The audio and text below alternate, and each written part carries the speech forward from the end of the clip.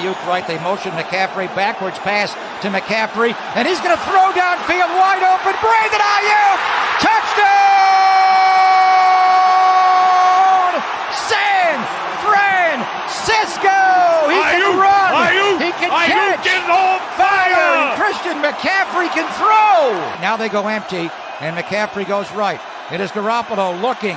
Garoppolo under pressure, throws to the back of the end zone. Caught by Christian McCaffrey. Touchdown! CMC! Dynamite!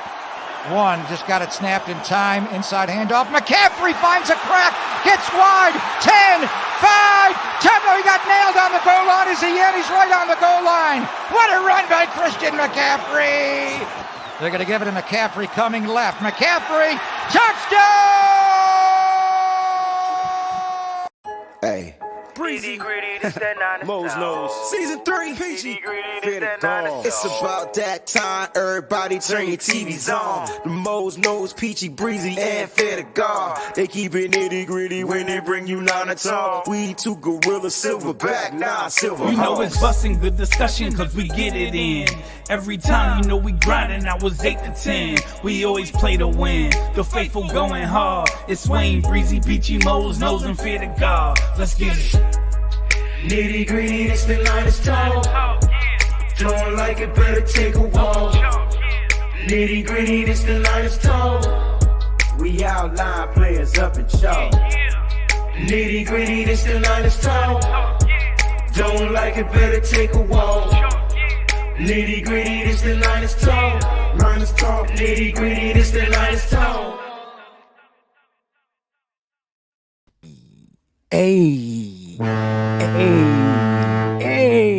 what's going on, everybody? The Nitty Gritty Niners Talk crew is back. It's Monday. Today's a special day, too. It's a special Monday. It's a one-of-a-kind Monday because it's August 21st. Happy birthday to the one and only Crystal Peachy B, y'all. What's going on, man?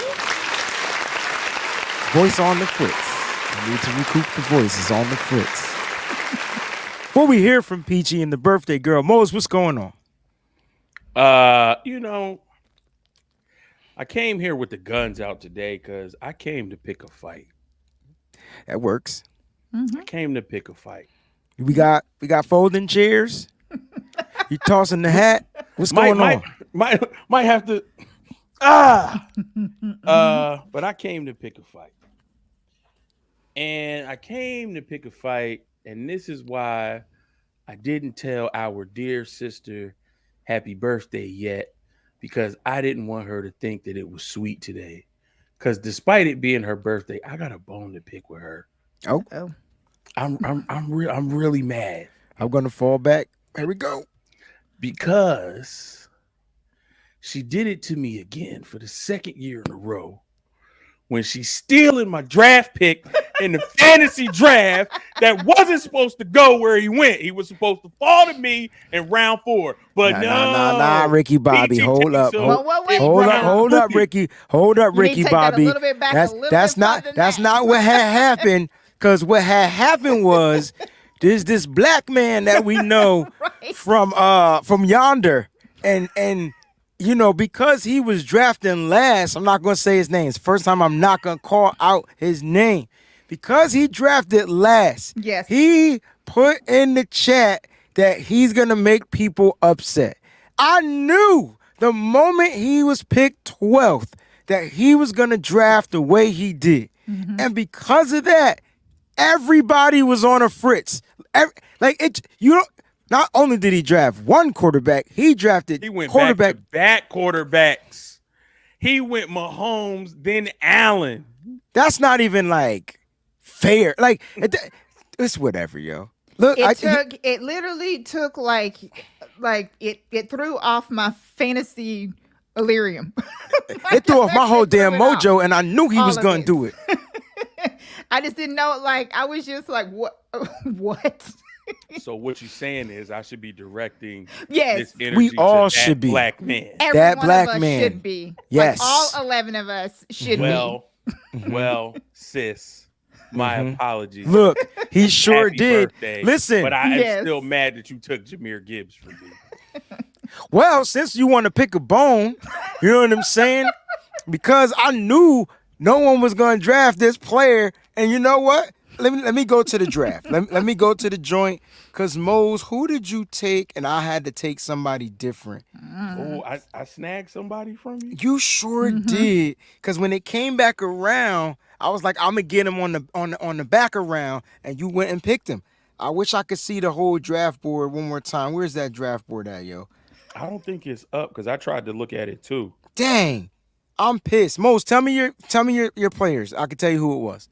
All right, so my starters: Joe Burrow, Jonathan Taylor, DeAndre Swift, Justin Jefferson, DJ Moore. DJ freaking Moore.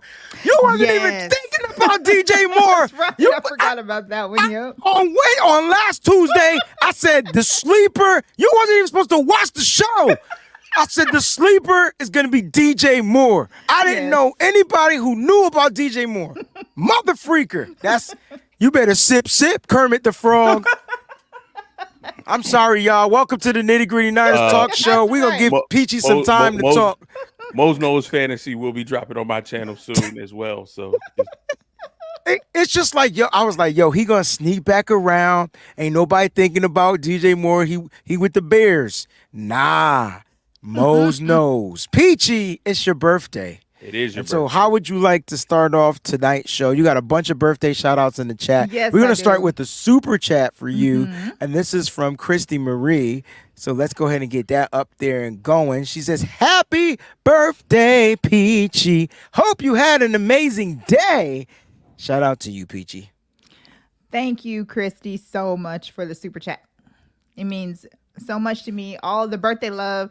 Yo, I got birthday love like all day long. It's so amazing how many people sent me birthday wishes on the Wayne Breezie show. Everywhere, everybody is just like putting out birthday love, and I really appreciate it so much. Thank you to everyone for doing that first. That's what I wanted to say first.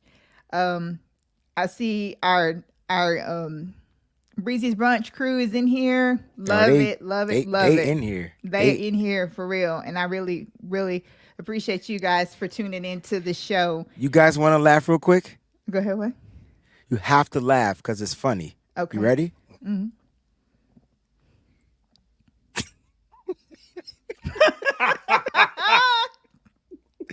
But I ain't say it. I said I wasn't going to say it. Somebody was going to say it. Everybody was pissed off. And, I mean, everybody. Yeah. Yeah, so what I was gonna he made it worse than the two people that was on auto draft. Now we're not gonna mention them, but auto drafts always make it just yes, because you see somebody on the board that might have gotten passed up, and the computer just gonna take them because they next. That always makes it worse, right? But, which is on our show is what we were talking about was what our pet peeves were.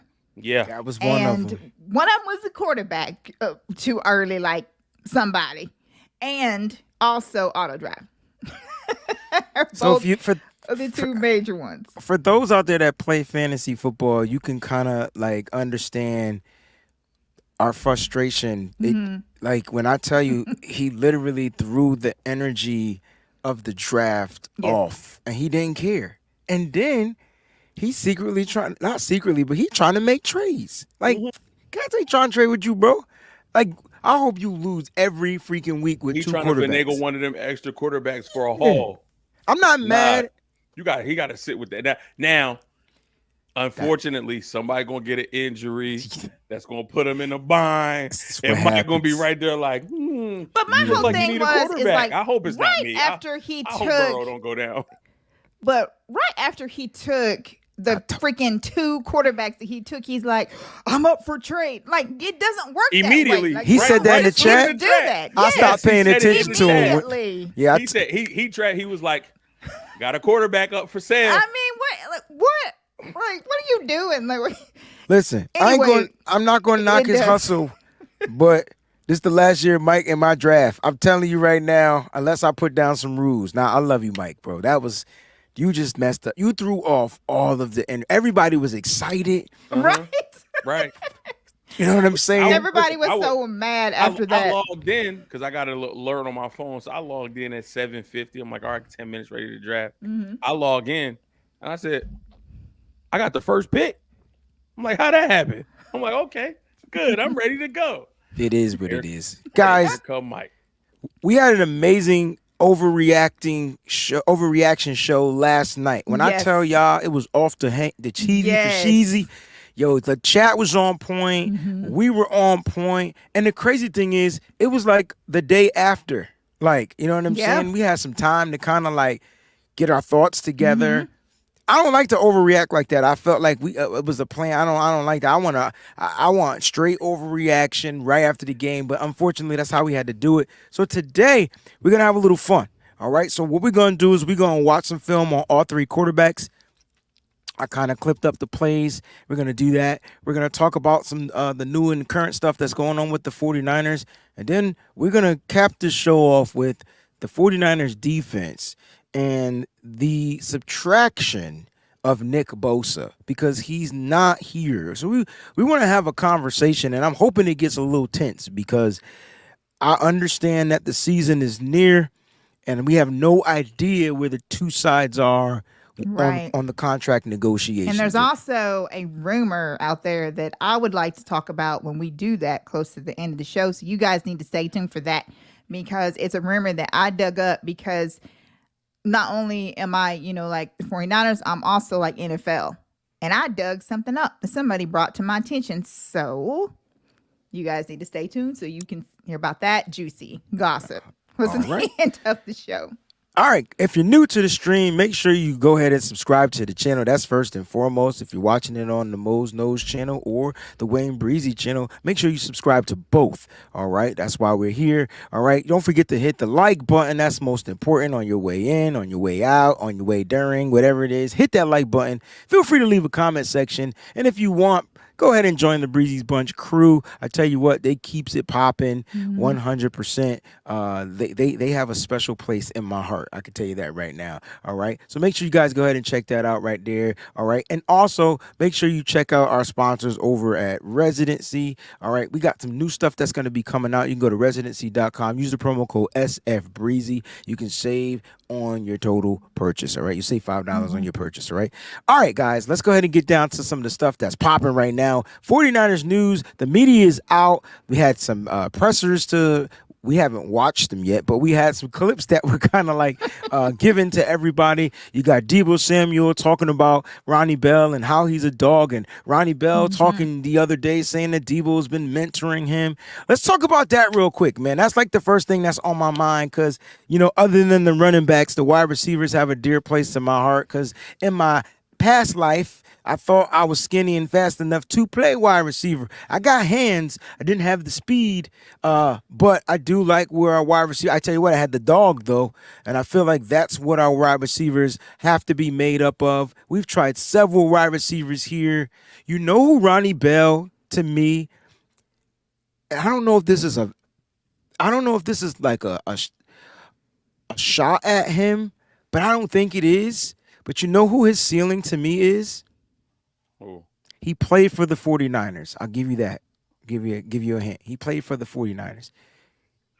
His ceiling? I just feel like that's where I see him getting to in his NFL career. I thought this wide receiver was damn good out of the different teams that he played for. And I could give you the teams, but I will say he played for the 49ers. Can you guess out there in the chat who I'm talking about? He was a former 49er. I'm talking about this is his ceiling. If it's a ceiling, it's not who I was thinking of. You talking about Anquan? No, that's a great guess. Great guess. They're different players. Close, but different. They have the kind of like the same mentality. It's not Crabtree. It's not Crabtree. Just give me a guess. Y'all give me a guess, and if you're wrong, I'll tell you. I know you're not saying Moss. No, not Randy Moss. This is a good one. Brandon Lloyd's a great one. Not him. I don't think he has the spectacular catch as a Brandon Lloyd. Nope, not T.O. I wish he never played for the Niners. I wish he did, but he does have that dog. Yeah. I mean, he didn't really, I guess he wouldn't even be in that. Who? I was going to shoot for the moon like a lot lower. I was going to say Kendrick Bourne, but it's too low. Right, too low. Right, Pierre Garçon? That's what I figured. Pierre Garçon is close. You're getting warm, bro. Okay, so if Garçon is close. Definitely not Rice. No one will ever be Rice. It's got to be. This is cool. I love it. And it's a wide receiver? Wide receiver, former 49er. Why can I not think? Jeremy Curley? No, that's a nice one, too. Not Isaac Bruce. Robert Johnson. Oh, okay. Emmanuel Sanders.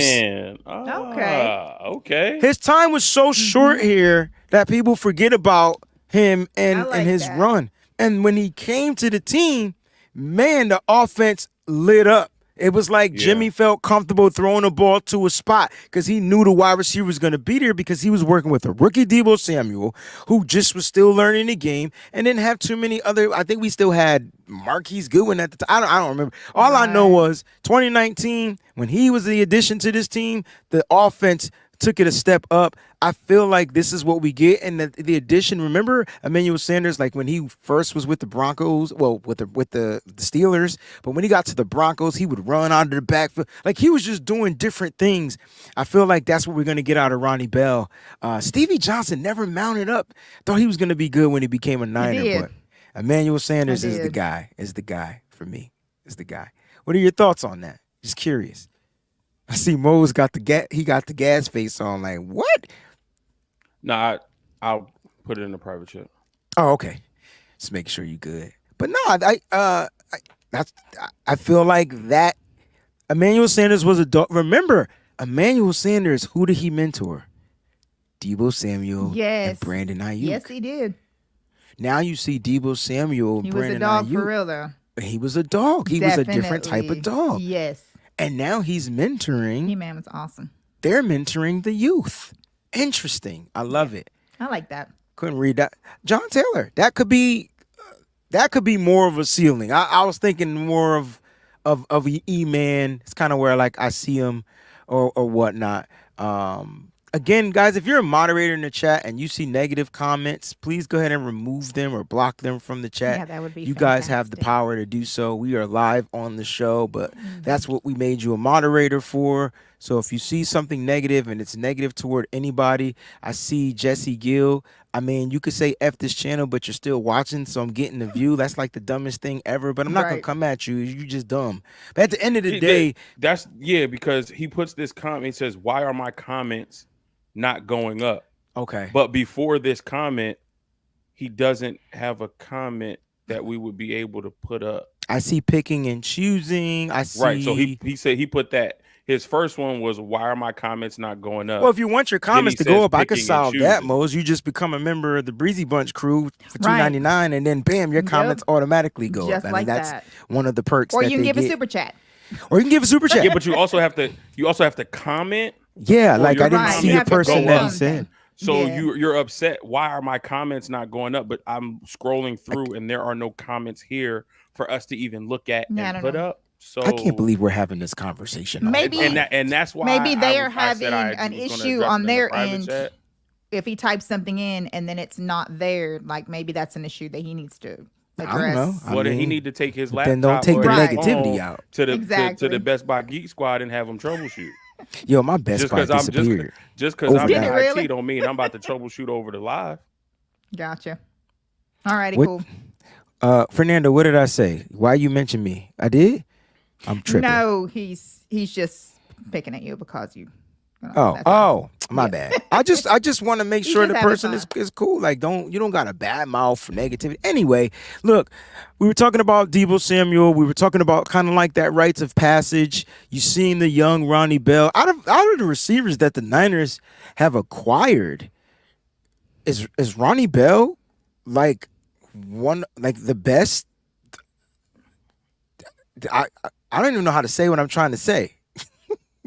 Yeah. Like no. Yeah. Like one of the best, meaning Will he make this 53-man roster? Absolutely. As a rookie, 100%. as a 7th round draft pick, 100%. Kyle and there are things that he has to work on in his game. There are things that we saw that he needs to work on. But the way he's been able to pick up this offense, and I'm sure even if you ask Ronnie Bell himself, he doesn't have this offense down 100%. But what he's been able to do, and I think more importantly, it's the mentality. Again, this isn't a shot at anybody, but Kyle was trying to get Brandon Ayuk to get to this point. Kyle had to early pull the dog out of BA. Ooh, Ronnie Bell is already got the dog present. Ooh, you said something, right? And I hate to cut anybody off, but you said something that was important. And you think about, no disrespect to the program at Arizona State, but Brandon Ayuk was the man. I just feel like the difference between Brandon Ayuk and Ronnie Bell, where that mentality came from, look where he was bred. Like, you got Ronnie Bell coming out of Jim Harbaugh, who don't play. Like, he's a non-nonsense, old-school type of football coach from the Big Ten. No shot at Herman Edwards, like, you know what I'm saying? But it's just a different mentality that they teach their guys. Brandon Ayuk was the man. Like, no one couldn't tell him anything, right? And so then he comes to the NFL. He may had still was carrying that stigma on him. Like, I'm the man, I'm the guy, whatever. And Kyle was like, we'll see. And it didn't happen. You know what I'm saying? And Brandon Ayuk performed his rookie year. Let's not get it twisted. I mean, he almost had 1,000 yards his rookie season, even dealing with the little snagging injury. So Brandon Ayuk was the man, but he needed to definitely learn some things because they didn't block much at Arizona State as a wide receiver. And so I know for a fact in Michigan, that's one of the things that they do because that's how their offense was built. They're not big down the field guys because they didn't have the quarterback to do so. So everything was like short throw, intermediate routes, kind of like the San Francisco 49ers offense. So I wonder if the coaching helped shape the dog in these two different players. And again, like you said, it's not a stab at Brandon Ayuk. Let me ask you this question, PG. What do you think it would take for a player of like Ronnie Bell, who's having a tremendous preseason? He's had a tremendous camp, but nobody was really talking about it. And I was trying to give y'all information, but nobody was taking it. But now you're seeing it, and I'm glad you're seeing it because I couldn't prove it without having the footage. So now you guys get to see it. It's in scrimmage games that are realistic. Like, what would it take for him to like end up in Kyle Shanahan's doghouse? Because that shit is real. The only thing that I can see the way he'd end up is if he doesn't improve on the things that Kyle has clearly said that he would like to see him improve on. Like, Kyle literally came out in the presser and said, what he would like for him to improve on, so that it's not a secret, it's not anything. And that is, his ball handling. You got to, he's got to get his ball handling under control, which is what Kyle said he's got to do. He's got to pay more attention when he's out there. And so if he doesn't improve on that, then it can definitely wind up in Kyle's doghouse. What do you think Kyle Mose means by ball handling? Because he's not a basketball player. So, like, what is he talking about as far as ball handling? Is it securing the ball? Securing it, yeah. On the catch? Yes. I think securing it on the catch, but also we saw he had that fumble because he just doesn't want to go down. Yeah. Right? He's always fighting for those extra yards. So, if you're going to fight for those extra yards, that's fine. Secure the football. Make sure that how you're handling the ball when you're running. One of the things that a lot of people hated about LaShawn McCoy is how he ran with the ball. He basically palmed the ball and was trying to do basically basketball crossovers and juke moves with the ball, holding the ball out here like this, right? So obviously Ronnie Bell doesn't do that, but how he carries the ball, how he holds on to the ball, it may be away from his body where he needs to keep it tucked in close to his body as he's running. So just to be cognizant of those things as you're trying to get those yards after the catch, knowing that NFL is a different animal. You're playing against professionals at every single level of a defense, and they're going to be swarming to the ball if it's in your hands. Right. So just being aware of that and making sure that we protect the football so we don't have those punch-out fumbles because you're trying to get 1 or 2 extra yards. I just don't get how that's ball handling. It's more, to me, ball security. Well, that might be what he said. Well, it's how you handling the ball. But I mean, I've never heard anybody say ball handling. He may have said. Yeah, I know. It's more of a basketball term. Yeah, like so. Like when you say ball handling, I'm like, is okay. So here's my thing. Here's my definition of what ball handling is. As a runner or a pass catcher, when you get the balls, when you switch the ball to the outside hand, so that if they do come and knock it out, it's gonna go out of bounds. To me, that's ball handling. Yeah, nah. Ronnie Bell doesn't shy away from the contact. He's also getting cracked by like 3 guys at the same time. Yeah. So one's coming to punch it out, and whatsoever. So he's just a tough guy. That's more like ball security. More like just, once you see the swarm, just 2 hands and get down if you can, if they let you down. Like, that's kind of like what it is. But I just wanted to understand if there was a difference between ball handling, ball security, or is it just the same damn thing? That's kind of like it's all the same thing. Yeah. Ball protection would be putting the 2 together, Niner faithful. Right. I think if you put the 2 together, you get ball protection. Yes. Protect the balls. Hey, we should be. That's not even a pause. That's not even a pause because you didn't know, but you didn't have to go there. No, because if we were sponsored by, I don't even know their name anymore, but if we were sponsored, we'd be talking about balls all episode. Like, you know what I mean? Yes, that's right. What's the name of that company? No, don't even say it. Why can I not remember? That we're not supposed to remember. But look, Surgence of Ronnie Bell is a real good deal. I can't wait to see what he's gonna look like against that Chargers secondary. Yeah. It's gonna be a really good test for the kid. Dogs over there. Man, listen, it's gonna be a really good test for the kid. Now, we're gonna break down the practice report for today because I heard that Tate Martin was out there with the 1, so I'm interested to see. It's from the reports. I'm just like, whoa.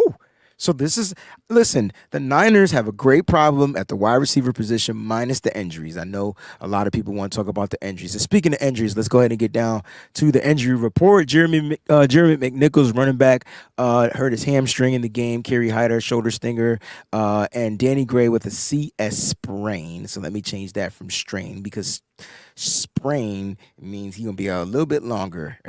It hurts a little bit more. So let's talk about these injuries, and you can tell that the 49ers were already making moves today, so we'll get to that next. But let's talk about how these injuries are going to affect the 49ers moving forward. I mean, Jeremy McNichols was the running back that they picked up. They also let go of Laybourne, and they also let go of Awatt, the 2 undrafted guys. After they signed McNichols, and then McNichols looked pretty good out there in the game to me, like both games, actually. And so now he's dealing with an injury. So the running backs room, how is this affected? I know, right? I mean, I don't think it's affected much. We brought in Brian Hill as well. So, for him to get some carries. But we didn't anticipate Jeremy McNichols making this roster anyway. I don't think we did. But then once they started letting go of running backs, it kind of started to question in my head. I'm sorry, because I feel you, but I still think I don't think he makes this roster. I think we're set at that position. It all depends on the health of Mitchell. I think that's the scariest part. Yeah, which he should be healthy. So I agree with you that he never was making the roster. Neither were the undrafted guys, but he did show signs that he can be a guy that they would call if anything was to happen. I agree. I don't think he showed enough to warrant a roster spot, but he showed enough if one of those guys goes down later in the season. If we need to bring somebody in, I think we're confident with what he's able to do, both in a running and a pass catching capacity. All right. Kerry Hyder, shoulder stinger, PG. This to me is the pass rush. Because we don't have a pass rush. That's right. We don't know how long he's going to be out for. Nope. It is a stinger. I don't expect him to play this week. Right. But what are your thoughts on this, and how will this affect the team? Well, we know it can't be good because we're already missing our best defensive player. So on top of that, that's this. It's getting a little thin at that position, which is kind of scary. That's kind of scary right there. I felt it was always thin, like but it's talent-wise thinner whenever Thinner. Stephen King. You always got a Stephen King reference in your takes. I love it. Great point too. Like, right. So like no Bosa, now no Hyder. Cleveland Farrell's your guy. Drake Jackson is back, so he's probably the other guy. And then there's the depth.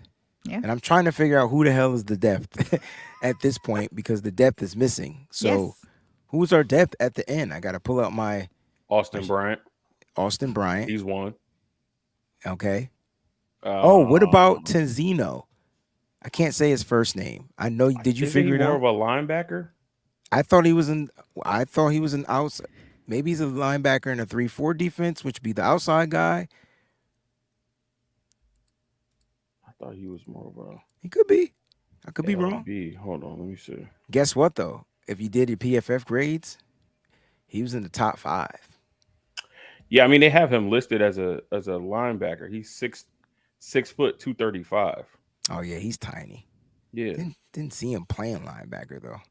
But all right, so who else is this pass rush? I think that's what we're gonna have to try to figure out on this show. Yeah, I mean Alex Barrett. Alex Barrett. Yep.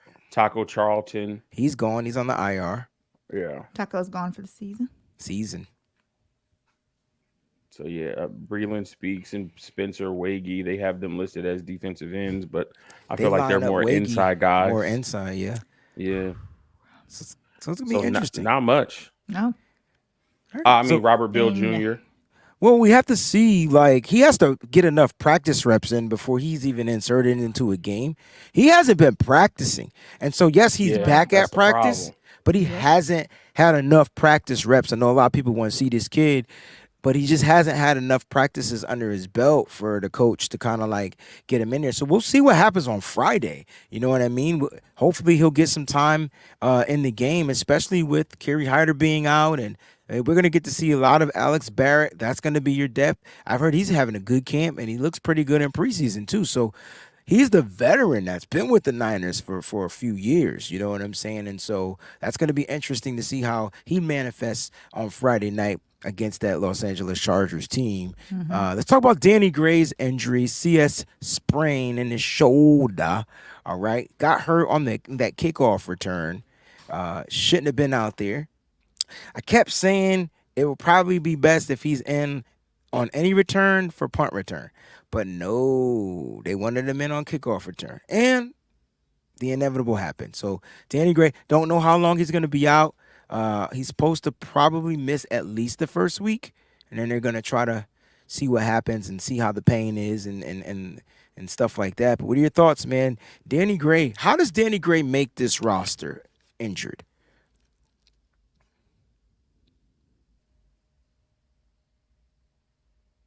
It's tough because we know what he can do physically, but it really hasn't manifested itself. And a lot of what people are talking about is he even a viable option on this offense, depending on who the quarterback is? The fit, which is what I've said forever. Yep. Right. So we see that Ronnie Bell is a fit no matter who the quarterback is.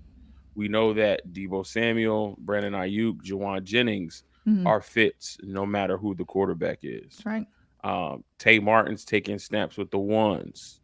We just brought in Anthony Miller. We're even trying out Corey Coleman. So his injury plus fit, I think it's going to be hard. I think it's going to be really hard for him to make this roster injured, and there's a question around his fit with the team. Danny Gray was a 3rd or 4th round pick. 4th? I think a 4th, if I'm not mistaken. Because we drafted TDP in the 3rd, Drake Jackson in the 3rd 2nd. round.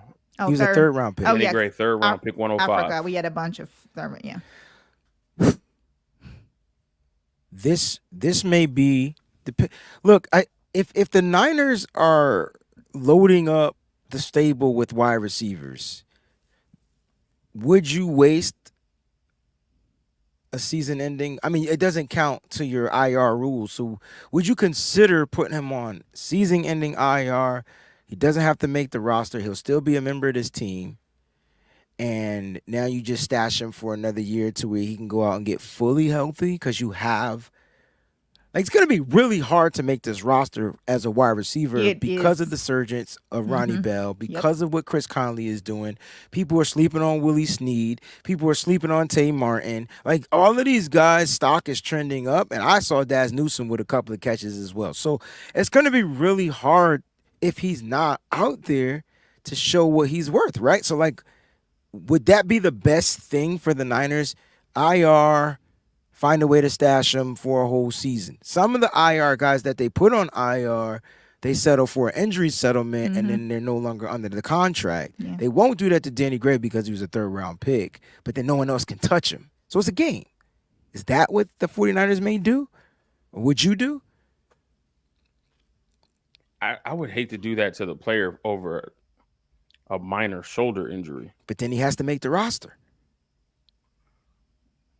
I think at this point, if you have a stable of guys, because you know at the top three, he's not cracking that. No, he's not taking snaps. No, here's what I'm saying. Follow me. He's not cracking that top three. He's not taking snaps or targets away from Debo, Ayuk, or Jennings. So let's say we keep 6. Is he cracking the bottom 3? Injured and with fit, no. Because I think Conley makes it. I know Ronnie Bell makes it. And the same rules. And you could take your pick with Tate Martin or Willie Snead. I was going to say the same rules got to apply to Ray McLeod as well. If you place these guys on IR before they make the roster, they are out for the season. They're out for the season. So will the 49ers? So then here's what you do. Okie dokie. That 6th spot goes to Ray. Then you cut him. He makes the team. And then you IR him. I'm sorry. Then you IR him. Mm-hmm. And then you bring up if whoever cleared waivers to go on your practice squad. Right. Willie Snead, Tate Martin, Daz Newsome, whoever it is of that 6. But I would say at this point, if you have that many solid options, I think you're okay with moving on and letting Danny Gray go to another team. Because you can find another Danny Gray next year. Yeah. Speed. It's just speed. Right. Speed. And maybe the wide receivers coming out of college have speed and can run routes. I don't know. And we really already found that with Ronnie Bell. Interesting. How would the fan base feel, Peachy, if they have to let go another 3rd-round pick? I think at this point that everybody is so used to it. I really do not think, because you can just get numb to certain things. And I mean, I feel like they'll just be like, oh, whatever. Because of the one thing that people have got to remember is we have to make sure that we are like complete at other positions, like that we have enough room at other positions. And with you just having what you have, the wide receiver, like it may not be as much, like instead of 6 receivers, we may just be carrying 5.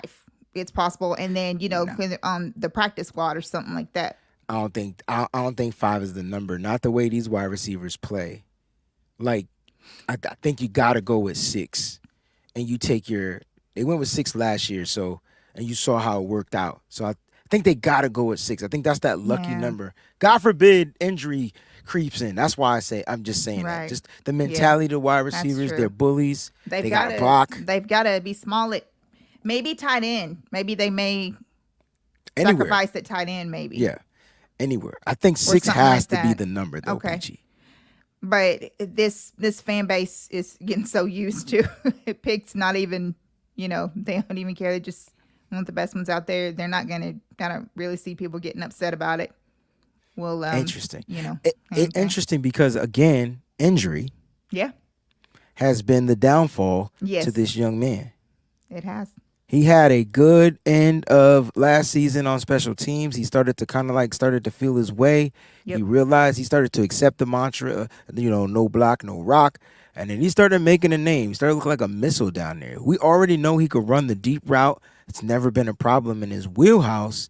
But now he's just dealing with the injury, and I don't like to beat players up when they're injured, but this is part of the game. Like, this is what front offices have to figure out, as well as the coaches and they got to figure this stuff out. And so it's going to be interesting to see how they, if they move on from Danny Gray like most suggested, or do they find a way to? So, like, when you think about Trey Sermon, he was cut because he couldn't produce when given the opportunity. I feel like Danny Gray hasn't had that opportunity due to injury. So I'm curious to see if the Niners will follow that same pattern with him. But it's possible. Anything's possible. And here's the news.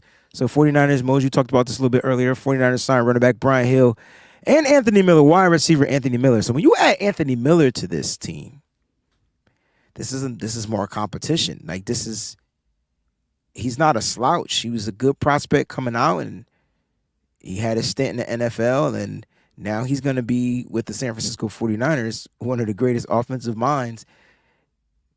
Does he have what is this? Is Cam Body fill in for Danny Gray? Like, what's going on here? I think the team does, as Kyle always says, they do their due diligence on every position. So I think this is just to have another set of legs for that final preseason game. So you don't have to wear out guys who you already know or believe are going to make the 53-man roster. I also think it's just to get another look at somebody who could potentially offer something on special teams. So we got to see Danny Gray. We got to see Ronnie Bell. We've got to see Deshaun Jameson. I think, Jameson has had a few hiccups as far as his decision-making on when to catch the ball, how to catch the ball. And that, led to a fumble this past game. And I think Ronnie Bell has kind of established himself as a receiver and somebody Kyle can count on and trust. If somebody else goes down, to come in and run those routes precisely as he needs them to. So I think Kyle is trying to mitigate injury there by keeping Ronnie Bell away from special teams. So I think we're just doing our due diligence to see if there are other options out there that we could bring into this team as far as the special teams role, kick return, punt return, because, no Danny Gray. Jameson really hasn't cut, although he's electric, he could be a little bit of a liability. And I think Ronnie Bell established himself as a receiver, and Kyle wants to make sure he stays healthy.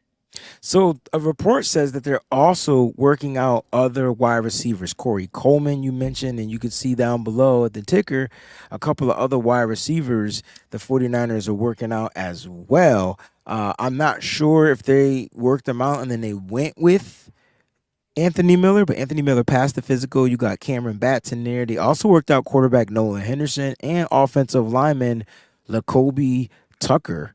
So just keep your ears and eyes, to the media, because there could be some extra signings after this game. Now, after this preseason game, the 49ers will have to make that 53-man roster cut.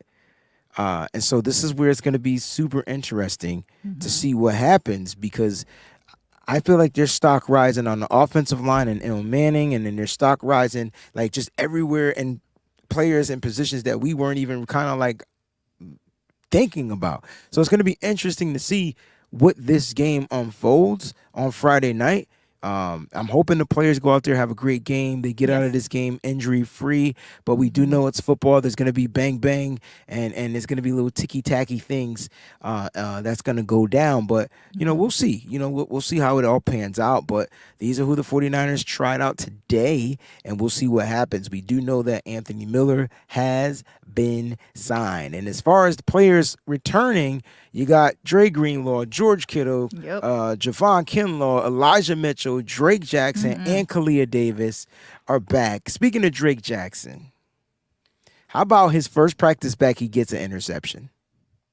Fantastic. Guess who on? Guess on who? Sam. Brock Purdy. Really? Guess what? Same throw as Trey Lance in that game. Same play. The screen? It was the screen. The quarterbacks might not be used to running that type of a screen. They got to figure out a way to loft that ball in the air. Definitely. When you got a guy like the Freak or these linemen that just first thing is to get their hands up. I'm sure that's what they teach you on the screen. Get your hands in the air because the ball's trying to come over over the top of your head. You got the hands up, batted down the ball, bada boom, bada bing, got the pick. Right. And I thought that was interesting. But guys, those players are on their way back. Well, they came back today. George Kittle was out there as well. So the 49ers get some reinforcements. A couple of questions out there asked me, were the starters going to play? My answer is yes. Oh, yes. Kyle Shanahan is preparing to play the starters. I would say possibly at least minimum 2 series. You might even get a half, depending on how long them drives last. I think we'll at least get a quarter. I'm hoping. I'm hoping.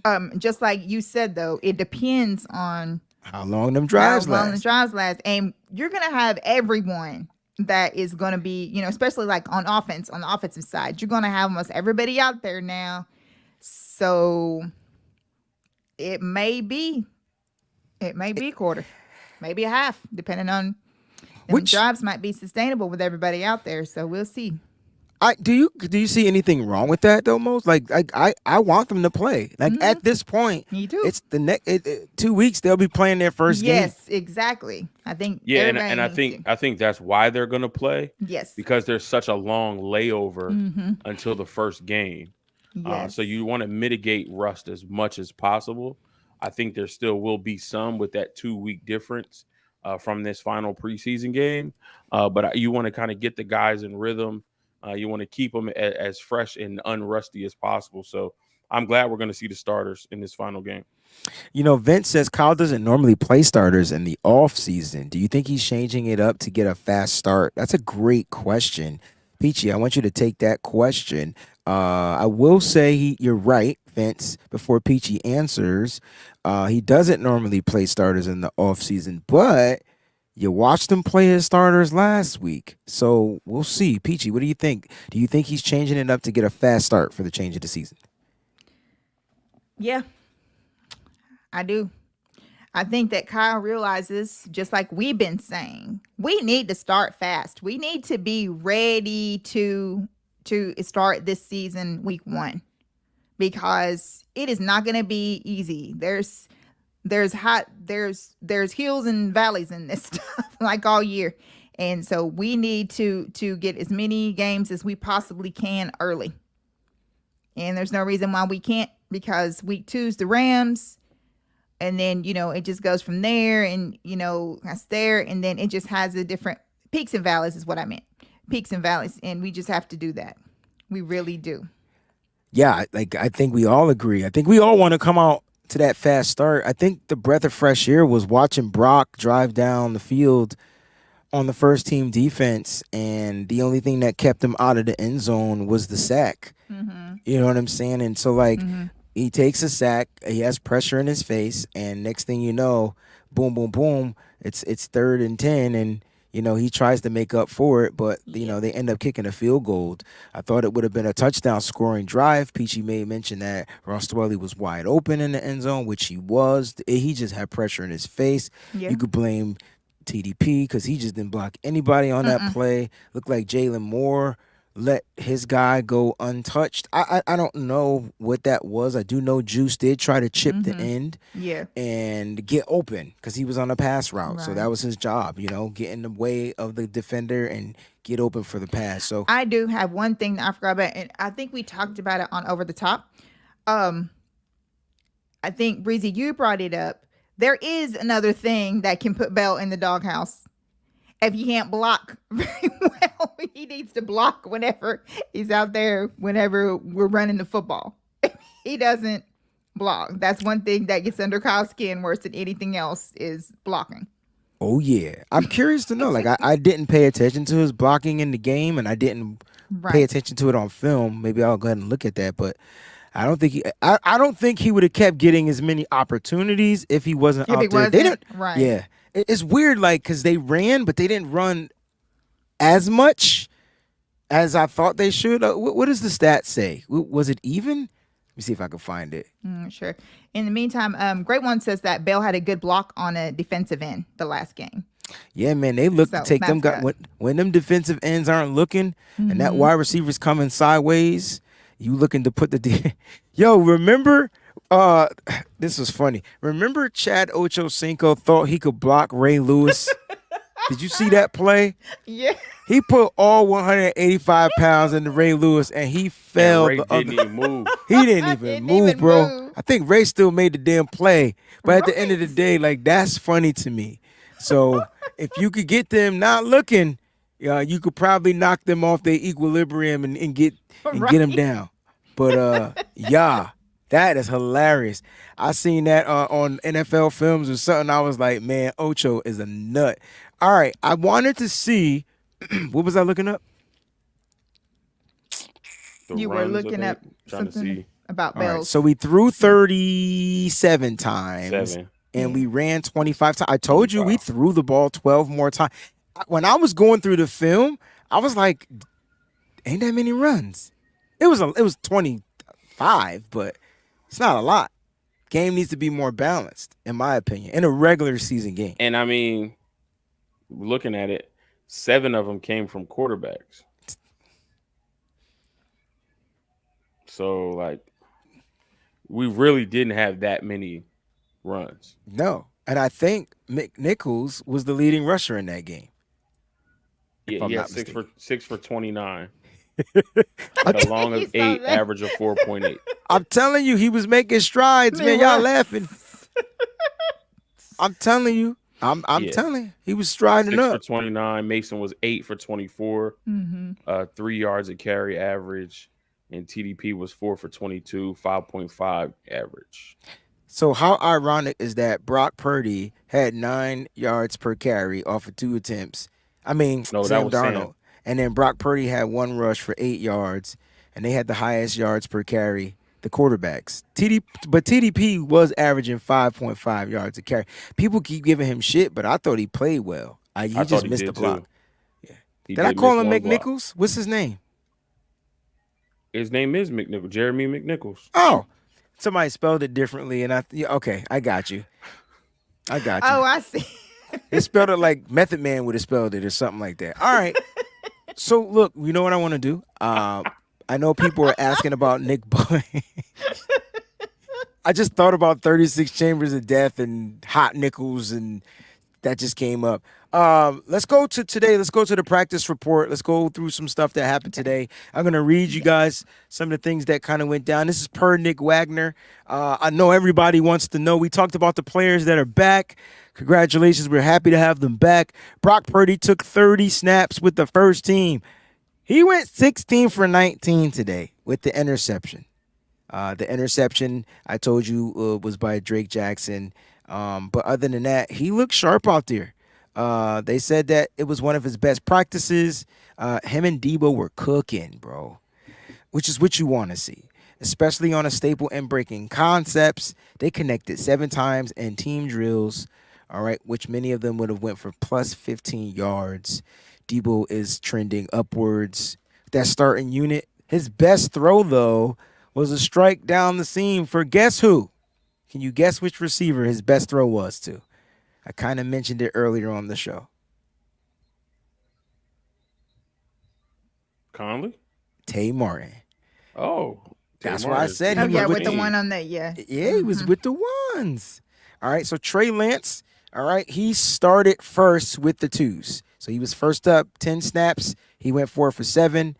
He misfired on a deep curl that was intended for Ronnie Bell, but the context is that the receiver and the quarterback had there was a miscommunication on the throw. There were no team snaps for Brandon Allen, which is good. Sam Darnold got 13 snaps. He finished 5 of 7.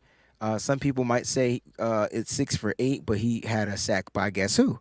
Alex Barrett. So it's funny how you mentioned his name as a pass rusher, and in practice, he had a good key moment. So that's pretty much the practice report. Oh, Jake Moody kicked. There was 1 field goal attempt for 43 yards, and Jake Moody made it. But it doesn't count because it's practice, right? It doesn't count. So I like that the 49ers continue to work hard. They got their practice on tomorrow. I think they practice on Wednesday, then they're off Thursday, and then they play Friday. And so starters, get ready, because I really think the starters are going to come out there, and then we get to really evaluate what we may see week 1. It's still not the same, but at least we can get a look. Over or under, do you think, well, not over or under, do you think Trent Williams will play on Friday? No. Okay. Do you think George Kittle will play on Friday? Yes, some. Will he be out there the whole time the ones are out there? No. Because you don't want to risk that. I think he may only get like 1 or 2 series. Right. Because they got to protect him. He can't, yeah. Do you think Elijah Mitchell plays on Friday? No, I don't.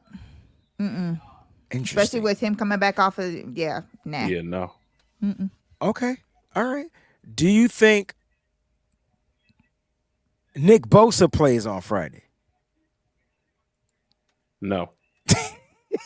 Let's talk about Nick Bosa, man, and this defense. It wasn't a trick question. It was the most logical answer is no. He's not even signed. It's actually a hell no. It's a hell to the no. Right. I wish it wasn't, but as of right now, it's a hell no, because I know. If Nick Bosa was here, would he play on Friday? Yeah. A couple of snaps. Yeah. Same. Yeah. About the same as Kittle. All right, guys. It was a funny question. Fernando says CMC should play. Do you want CMC to play on Friday? I don't. I don't think he needs to. I don't want him to, but if he does, it'll be I think he will. Very little, like with Kittle. I think it'll be just a smidge. I think we see one series with everyone but Trent. Right, exactly. Man, Trent is that suit. I need a status card like Trent, because he ain't even got it. Not that he needs to be out there. He's just older. Trent's been endorsing Jalen Moore, so this is good for Jalen Moore. He'll be starting with the ones. It's been an endorsement. Let's talk about Nick Bosa. Let's talk about this 49ers defense. Yes. We already know that. Well, Peachy, let's start with the rumor that you had for Nick Bosa. Oh, God. Everybody's fixing to be mad at me. Everybody's giving me all this birthday wishes, and now they're fixing to hate me. This is part of the game. So what's this rumor you talking about? Because Mose and I have no idea. Going around being nosy on different pages, maybe like 2 or 3 spaces today. Cleveland Browns are moving money around. Restructuring a lot, according to the Browns fans I'm talking to. They're just like, they're just throwing stuff out there. Like I said, it's a rumor. It's not where anybody credited said it. I just, wanted to have a little fun with it. And, so the rumor is that the Cleveland Browns may trying to make room. But they would have to trade. Nick Bosa's not a free agent. Like, what are they going to do? Right. Man, listen. Because I know they're not going to trade us Myles Garrett for Nick Bosa. Right. I think the plan is that's the only to put thing Myles Garrett on the other side of. Yes. Put Nick Bosa on the other side of exactly. Myles Garrett. So what are they going to trade us? Like, that's what I'm saying. Let me see what picks they have, because if they don't have 2 first-round picks, right? Exactly. I'm not even picking up the phone. I'm gonna need two in the possible. When we traded I don't think they have any picks in the Watson to deal. Indy. What did we give them? 3? Wasn't it 3 picks for Buckner, or was it 2 picks for Buckner? It was more than 1. You mean what did they give us? I mean, what did they give us? Sorry. Yes. Wasn't it just the 1? They just gave us the 1 pick. We just moved up. We moved up higher, I thought, for the Buckner thing. It was a first and a fourth. Okay, because I knew that it was 2 picks. I just couldn't remember. Okay, so anyway, look, it's just something I saw. Bosa's gonna be on people's wish list. He's like the best defensive player in the National Football League. So they're going to be talking. They're just talking. Here's what they have. The Browns have a 2nd-round pick, a 3rd-round pick, 2 5th-round picks, 2 6th-round picks, and 2 7s. Gotcha. They don't even have a 1. No, they don't. Yeah. So I'm not even if my phone rings and it's a Cleveland, Ohio area code, I'm not even picking up the phone. Right. I am. Exactly. There's nothing you can offer me Exactly. on this roster that I'll say, yeah, I'll send you Nick Bosa for. No. Right. So Sim says that Browns have the Texans first rounder in 24. No, I don't they care don't. about 2024. We're trying to win now. And Okay. that's this is the exercise we're having. I like that Peachy brought this up because let's talk about this defense. And is the 49ers defense prepared for life without Nick Bosa? Because right now, Nick Bosa is on the roster. He is slated to make $18-point-something million this year on the franchise tag or the fifth-year option. Excuse me. I can't remember which one it was. I think it's the fifth-year option. He's set to make that. And on top of that, he can play for 18, but I'm sure there's no guarantees with injuries and things like that. That's why he's looking for the extension. Yeah. This dude wants to be the highest paid player ever in all aspects. That is a true fact. Like, that literally has been out there swimming around. That's what it is that he's working with the NFLPA to make sure that happens. He wants to be paid more guarantees. He wants to be paid, like, as far as the yearly salary. He wants, like, signable, like, all of it. Like, he wants to be, and then there's also the insurance guarantees that he's been hurt before. That's so the language he wants in the contract. all of those. It's all about contract language. We got to remember, the Bosas do this. His brother Joey did the same thing. He signed right before, like, a hair before the season started, and started like week 2 or something like that. I forgot. But anyway, yeah, but I don't want Nick Bosa starting week fucking 2. I understand that. You just told me that we need to start fast. Well, how are you going to start fast with your best defensive player in the world not on the team ready to go? Yes, this is the question that we have to ask. Can the offense come out and put up points against Pittsburgh? For sure they can. But I just don't see the pass rush. And then you're going to force Steve Wilks to have to blitz. And if you blitz, you're leaving less people in coverage, which I just believe Kenny Pickett. Now he's that good.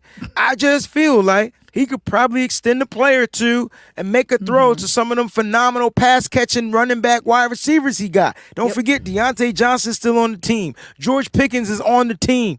They got a running back that can do it all on the team. They got Pat Freiermuth on the team. They got pass catchers. They just got to get time for the quarterback to get it to him. If we don't have a pass rush, I'm a little concerned. They have a decent offensive line. They're going weakness. What did Tim Ryan say? Expect every team to run up the damn middle. Expect it. Yeah. Because there's nobody on the outside that you got to fear. No disrespect.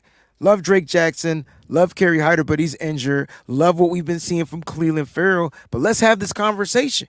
Yeah. Because is the defense prepared for life without Bosa? And life can mean 1 week. It can mean 2 weeks. It can mean 6 weeks. We don't know.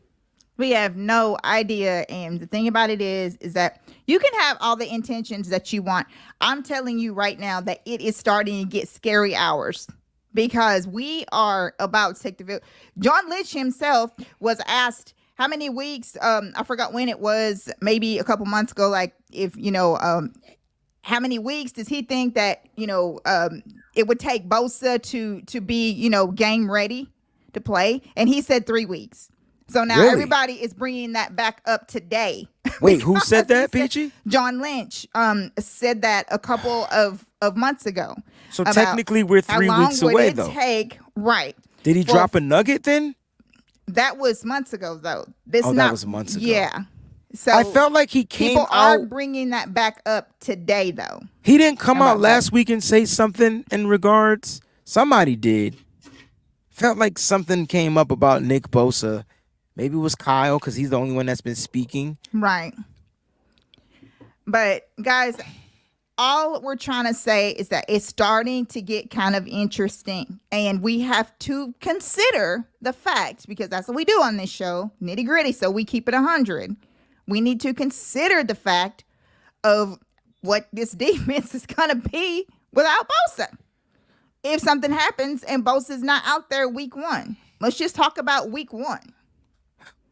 The good news is there's a bright side to it, believe it or not. The good news is the defense that we're watching now are building more continuity and getting more reps to be better. I think Kerry Hyder said it best in his presser a few days ago. With him not being here, it just means more reps. Mm-hmm. So do the 49ers have talent out there? Yes. Do they have the experience where they've played together and they have continuity? Mm-hmm. Not necessarily. I'm not sure if the edge rushers need continuity. Mose, what are your thoughts about that? Do they need to have continuity with it's not like an offensive line. Does the defensive line need to have continuity like the offensive line? Absolutely. Because one of the things that we love to do is we love to stunt. We love to run those games. That's up harmony. Front. So you have to rush in harmony. You got to know, especially having a new defensive lineman on the blocks in Javon Hargrave. You got to know how he moves. You got to know where he likes to step, where he likes to have that first foot, plant off of the get off, right? So understanding how he likes to set up his blocks and create that space for then Bosa to wrap around and come underneath of him. So it may not be as synchronized as the offensive line, but best believe pass rushing is not for individuals doing their own thing. They are also synchronized and in unison. I think Nick is a special breed. He's in that upper echelon class with the Myles Garretts and the Von Millers and the Aaron Donalds and the TJ Watts that just understand pass rushing so well that once he gets back, it's not going to take him a while to get acclimated. I agree. But you do want to get back and kind of understand what this new scheme is going to look like. Javon Hargrave mainly is going to be on your side. So kind of getting a feel for him, getting to learn who he is, as a player and what he likes to do. So like you said, that harmony word is beautiful. So you can kind of build that harmony and that cohesiveness, as you're, building throughout the season. So okay, so Nick Bosa, let's say today is the 21st. My watch just died. I'm going to go put it on the charger so I can get my stand goal. So I'm going to be back in a second. But let me ask you this. Today's the 21st. If he's not signed by next week, do we start to worry? I'm worried now. Oh, okay. Talk about why you guys are worried. I'll be right back. Go ahead, Mose. Oh, yeah, I'm worried now. And the reason why I'm worried is because it shouldn't take us this long to get this deal done. I understand sometimes we kind of play this game and we kind of drag it out. But this is one of those situations where with everything Nick has done up until this point, last year leading the league in sacks and winning Defensive Player of the Year, and he's only 24, 25 years old. Yeah, so he still has a long time left to play this game. So what his ceiling could be, and he could even bust through that. Yes. We already know that he is going to reset the market. There's not a lot of positions where we know that that's going to happen, but we know quarterback is one of those positions. Pass rusher is another one of those positions. We just saw, Patrick Mahomes got his deal. And then, after that, Jalen Hurts got his deal. And then after that, Lamar Jackson got his deal. And then Justin Herbert just got his deal and reset the market. And then coming right behind Justin Herbert is going to be Joe Burrow, who's going to reset the quarterback market again. It's Nick Bosa's time. It's his time. The 49ers know it. The NFL knows it. Whatever contract he gets, it is going to make him the highest defensive player in the league. Highest paid defensive player in the league, and probably a contract that is going to be the highest paid defensive player in NFL history. And that may only last a short time because there's going to be somebody that comes after him. Maybe Micah Parsons then resets it after that. Right. Who knows? Then after that, it'll be Sauce Gardner kind of resetting the market for corners, whatever the case may be. But the 49ers, and we've been saying it, my cousin has been saying it, Breezie said it, you said it. The 49ers have no leverage in this situation. Absolutely no leverage. Nick Bosa is the heart and soul of this, one of the heart and souls of this team. He's ingratiated into the culture of what it means to be a 49er, especially under this regime with Kyle Shanahan and John Lynch. He epitomizes what it is to be a San Francisco 49er. He's done everything right. He's kept his body right. And if it wasn't for that crappy turf in New York, he might not have tore his ACL. But even after that, he rehabbed and got back on his field. Every time he comes back to camp from working out in Florida with his dad and his brother, his body looks even better. Paul, like, he losing more body fat. He's more chiseled up. They say DJ Metcalf is a human Batman suit. Well, guess what? So is Nick Bosa. So he does everything right.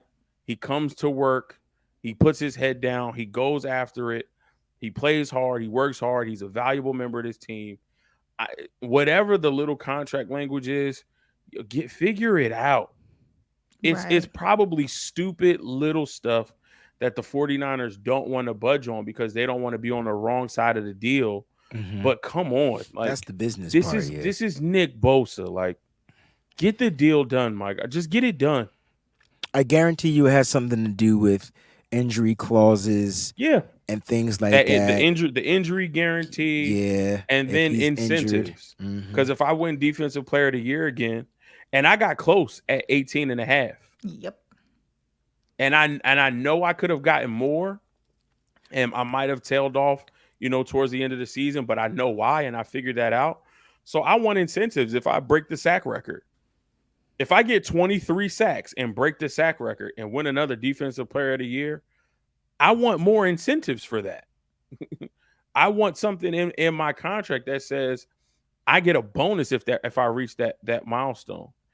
And honestly, if a player comes to me and says, listen, I had 18.5, I know I could have got to 22.5.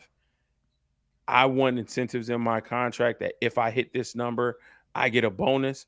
I'm putting it in his contract because now it's exactly what it says. It's an incentive. It gives him a reason to go out there, protect his body, and make sure that he's given 150% every single snap throughout the season because he wants to hit that mark, not only for the accolade, but also I'm gonna get a nice little check. And it's not that he needs the money, but everybody is thinking about how to continue to create generational wealth. Yeah. How do I continue to set this Bosa family legacy up to where we don't have to want for anything? And if that's by adding us incentives to get additional money to come into my pocket for other things and other ventures that I want to get into and set myself up for when my NFL career is over, yeah, absolutely. Put it in the contract. Make him go earn it. And if he earned it, you pay the man. But like, it shouldn't take this long. I don't think it should have taken this long for Fred Warner's contract. Fred Warner's contract was eventually done. I don't think it should have taken it that long for Deebo Samuel's contract. It was eventually done. Yeah. This one, again, it's dragging out too far, and he needs to get paid. I agree. I think he needs to get paid. I agree. I think he's gonna get paid. I think it's how he's getting paid is what the issue is. And you talked about incentives. You talked about, I mean, it could be something silly that the 49ers are setting the mark like super high. Like you got to get 30 sacks. Like, you know what I mean? Like dumb stuff like that. Yeah, but that's what stupid. That's what I mean. Like Nick could have the number at 23, and because they know that that's attainable, they probably set it at 33.5. Do you get what I'm saying? Like something that's not gonna possibly happen. That would be crazy. Yeah. We can't do that. So it could be little. To me, that's a little thing. It's a dumb little thing, but it's all the bargaining. It's all about the bar. That's what you start high, and you find and in the low, and then you find a way to meet in the middle. You know what I mean? Fernando. I like this comment by Fernando. He says, "But Mose, at the same time, Chris Jones wants to be the highest defensive player too. Could that be a factor as to why it's taking so long? Yes and no, because Chris Jones wants to be the highest defensive player. Chris Jones is not going to get edge rusher money, and he's upset because Kansas City told him that he's not going to get. He's not getting edge rusher money, which he shouldn't. He'll be the highest. He'll be the highest paid defensive tackle. Mm-hmm. Correct. Right. He'll get a contract, more than what Javon Hargrave got. He'll get something that's higher than Aaron Donald. Mm-hmm. He'll be the highest paid defensive tackle. Yeah. Chris Jones is not going to be the highest paid player. Right. And Chris Jones' agent could be waiting on Nick Bosa's agent for them to get paid, right? It's a factor. But whatever Nick Bosa gets, the Chiefs have already said Chris Jones is not getting that. So Chris Jones is going to have to sit out and just forfeit this year, because the Chiefs are not going to then budge and say, okay, you stalled us out long enough. Mm-hmm. We'll give you more than what the 49ers gave Nick Bosa. It's not happening. No. It's not happening. They don't have it. Like they can't afford it. So at the end of the day, at the end of the day, you got to look at Nick Bosa and what he does. He can line up inside. He can line up outside. I think that is another thing that's holding up this contract to make him the highest defensive player. Because when you look at Aaron Donald, who was the highest defensive player, who is the highest defensive player currently, when you look at his contract, what can he do? He's predominantly lining up on the inside, but there's times they'll put him on the outside, and so it kind of makes him that much more valuable to where he's got to get two monies. Think about, how we were mad when we paid Eric Armstead and we didn't pay DeForest Buckner, but it was because Eric Armstead had the ability to do two jobs opposed to one, so they felt they comfortable giving him the money opposed to just the interior. You can get another interior guy to play just the interior.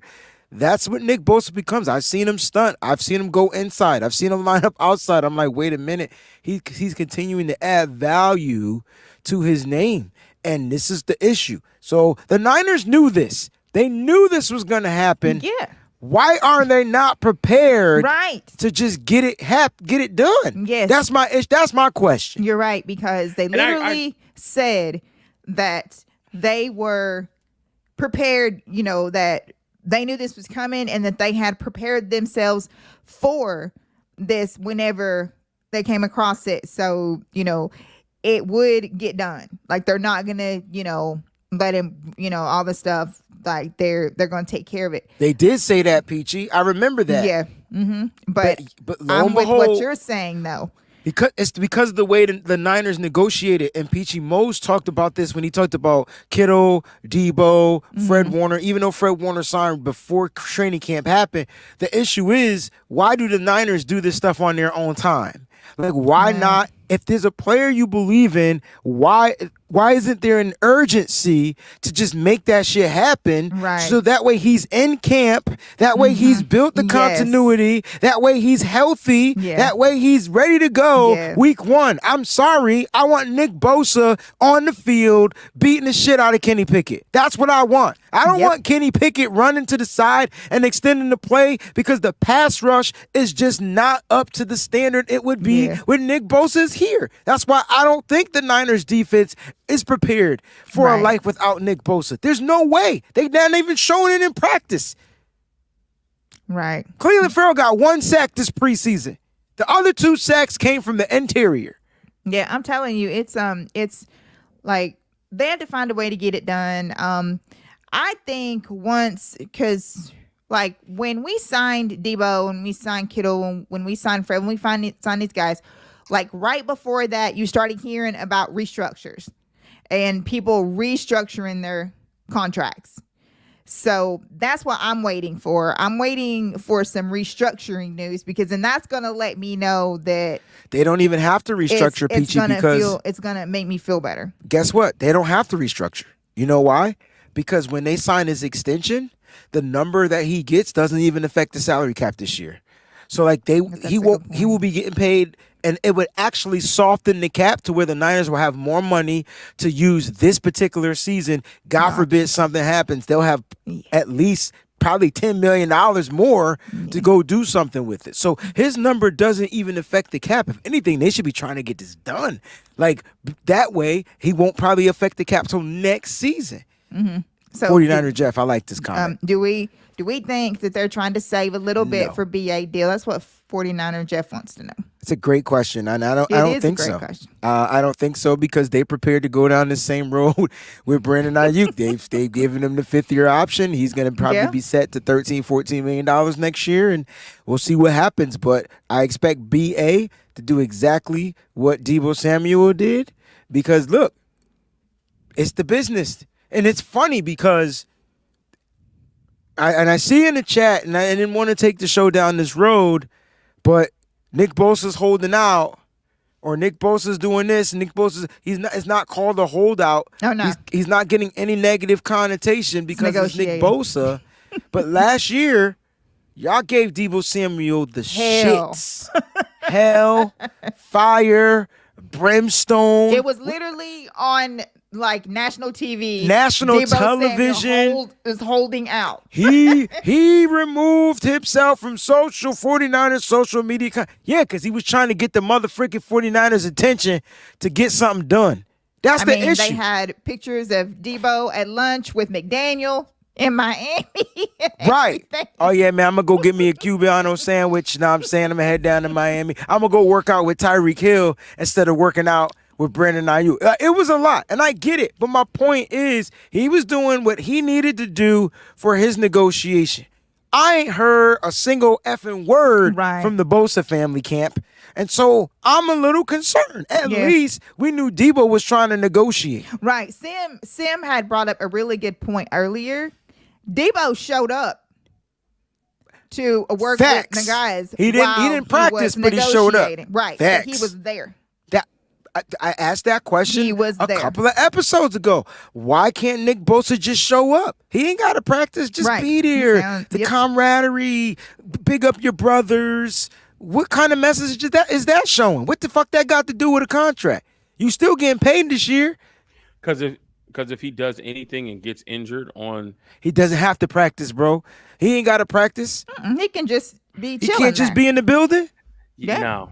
Mm-mm. Why not? That's showing signs of weakness? Nah. Yeah. All the other dudes did it. Fred Warner did it. George Kittle did it. But they also didn't have the leverage that Nick Bosa has. I don't know, bro. They didn't. You mean as far as the play? Fred didn't. Yeah, Fred didn't win Defensive Player of the Year. I get what you're saying. Sacks or tackles. George Kittle wasn't Offensive Player of the Year. But they were all pros, right? But they're also not in prime positions. True. Quarterback, prime position. Edge rusher, prime position. Left tackle. So they prime get position. So that they get the stipulations. Is what you're saying? Of course, absolutely. Nah, fuck that. They need to be there. They need to be. Yo, if he's a leader, right? Why we not hold him accountable for doing that?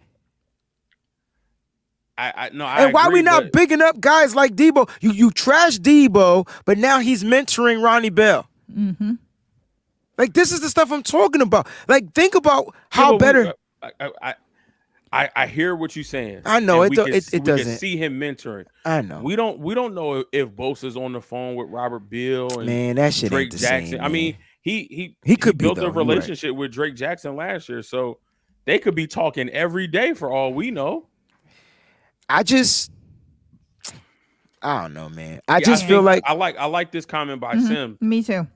Because Deebo was advised to ask for a trade, and I think that's what soured people is the fact that it looked like Deebo was using that trade card as an out to force the hand. Whereas Nick Bosa, he not in the media, he not on social media, he didn't remove the 49ers from his bio, he didn't take any pictures down.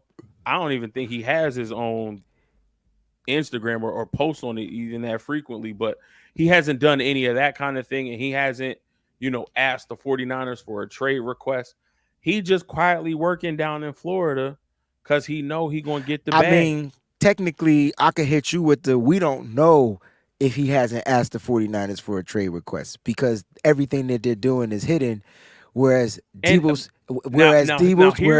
Samuel's agent advised him to do that publicly. Now, and so here's he did where I will agree with you. Okay. Because if it comes out later, because like you said, we haven't heard. Sim had another comment. He was like, isn't anybody curious to know what Bosa's camp is asking for? Yes. And it's interesting. We haven't heard anything from the Bosa camp. We haven't heard what they're asking for annually. We haven't heard what they're asking for in guarantees. They haven't come out and said we want Nick Bosa to be the highest paid defensive player ever. They haven't said anything. These things. Exactly. They haven't said any of that. So if it comes out later that he did request a trade in the same fashion as Debo, but that wasn't common knowledge and publicized, that's where I agree with you 1,000%. Why are these situations being treated differently? Okay. Why is all of Debo's business being put on Front Street to make him look bad, but Nick's is being held under wraps while they try to figure this thing out? And it's nothing against Debo or Nick. To me, that's organizational, because that's it. You're using certain information as leverage against certain players. Yes. And in this situation, even if Nick Bosa did ask for a trade, again, the 49ers don't have any leverage. Right. Right. Well, Peachy, before you go, all I'm saying is I don't see a problem with the way people handle business. I think each individual is going to handle their business differently, and as long as they do it in some type of decency and order. Like Debo did nothing out of order. He just didn't do what the fan base liked. Exactly. But it ain't up to y'all. He was trying to get his bag. Yeah. Why can't players do what they need to do to secure their bag? If Nick Bosa wants to be silent and not be present, if that's how he's getting his bag, I'm cool with it. But don't knock a player for trying to do what they need to do to get their bag. Everybody's situation is different. Yes. Everybody come from a different background, different lifestyle. Cats trying to get every penny of the dollar guaranteed in football. That's what this is. Everybody was knocking Debo because then he went off and had a bad season. He wasn't worth the money. And now Cats all of a sudden on his nutsack again. Right. Exactly. Like y'all gotta be consistent, man. This ain't like what is going on? Now, here's what I'll say about Nick not being there. And I don't want to speak for Nick. I'll speak for myself. But if I think Nick is the player and person that he is, this is also part of the reason why I wouldn't be there, even if I'm not practicing. I don't want you smiling in my face every day and coming up and shaking my hand and doing all of this small talk when we trying to get my. Don't ask me how my day is going. How you doing, Nick? I'm giving you $18.5 million, bro. Yeah, you giving me $18.5 this million, year.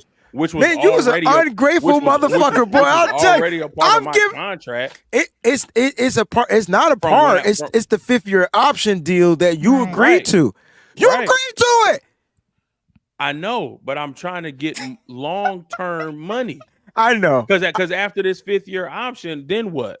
Are you gonna let me be a free agent? That's not happening. You're not gonna let me hit the open market where teams can openly bid on me, because all 31 other teams are going to put in a bid. I'm just saying, the Niners are pretty stupid, because if they can't even get this done, there's a possibility that they might do something dumb like that. But you're right. But my point is, he signed this 5th-year option that was guaranteed for him. He agreed to it. So just show up. If you choose not to practice, that's cool. No, for me, it is. Smiling in your face. Finish they it. Smile in your face. What you know about the backstabbers? All the time they want to take you. So you're not gonna be smiling in my face, shaking my hand, doing all of this small talk. No, John, don't talk to me until my deal is done, dog. Let me be with my brothers, but I don't need you walking up to me every day. Kyle, I don't want you walking up to me every day. Coach Eric, I don't want you walking up to me every day asking me if I'm good. So why can't we both? I need my deal done, bro. I feel you. Why can't we both be right? Because I'm looking at it from a player's perspective, you looking at it from his business side perspective, whereas the front office might be doing. I'm looking at it from a player's perspective too. Don't talk to me until my deal. So is you don't done. even want him talking to his teammates. No. That's what I mean. I'm looking at it from his teammates' perspective. I get that, but building the rapport. I'm sure the teammates know too. Like, oh no, they understand. Don't come up to me with this small talk BS until my deal is done. Get my deal done. We could talk about golfing. We could talk about Florida. We could talk about the Everglades, the swamp country, all the Gators. Respect. We could talk about all of that when my deal is done. Oh man! But I don't want you smiling in my face until then. Shaking my hand, telling me everything is good. But now we going into the third preseason game, and I ain't seen a contract yet. Ain't no ink on no paper. Okay, so what I just wanted to add this one thing. One, gotta send prayers up for Terry McLaurin because he's hurt. So that sucks because everybody's wanting to know why is he still in this game in the first place. So he's hurt, but he's still playing. No, I'm saying he got hurt because of the length of time that he was in this game or whatever is what they're trying to say. So anyway, prayers up to him. Okay, as far as the situation goes, does anybody remember the Trent Williams situation? Oh, I do. Remember when Kyle that was in the restaurant and they were trying to lowball him? You better Trent talk was about on his it. way. Trent Williams was on his way to Kansas City. No. Let's give all the story because if it wasn't Kyle lowballing, it was the motherfucking front office lowballing. Kyle took it upon himself to go see Trent. Yeah. And they got the deal done. That's what it was. But you're right. Trent had 1 foot out the radio to Kansas City because you better talk about it. Wanting to pay him what he wanted, and at the very last second, he gets a phone call. He tells him that they are. Refresh my memory, Peachy. Was Trent a free agent or was he on the last year of his deal? I'm trying to map this out. He was a free agent. See, that's the difference. He was about to get on a plane to go to Kansas City. Yeah, he was. That's the difference. Then he was ready. Like you had Chiefs fans that were already, prepared for him to do that. And at the very last second, like at the 11th hour, Kyle told him, "We got it done."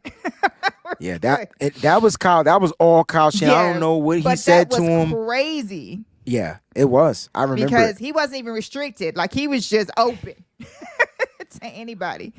And all I'm trying to say is that people don't know what this front office is doing because they also have to say for Ayuk and all this stuff, and maybe his agent is just relaying this, and it's just not where he wants it. You know how the 49ers, we try to finagle everybody's deals and stuff and try to push this money, out a little bit to where when the salary cap is going to be better and they're going to have, this whatever.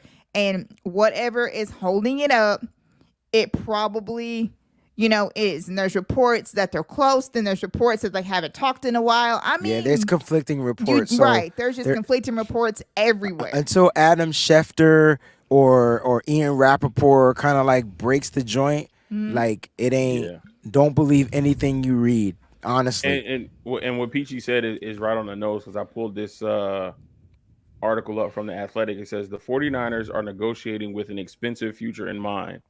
While they have about $10 million in 2023 salary cap space, that number, a number that should actually increase if Bosa signs a backloaded contract.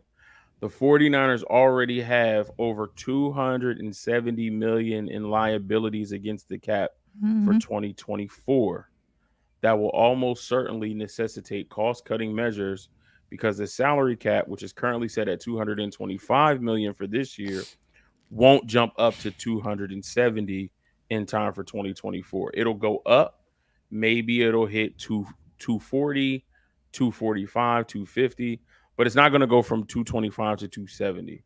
So at some point, we're going to have to look at who can we not bring back. Yeah.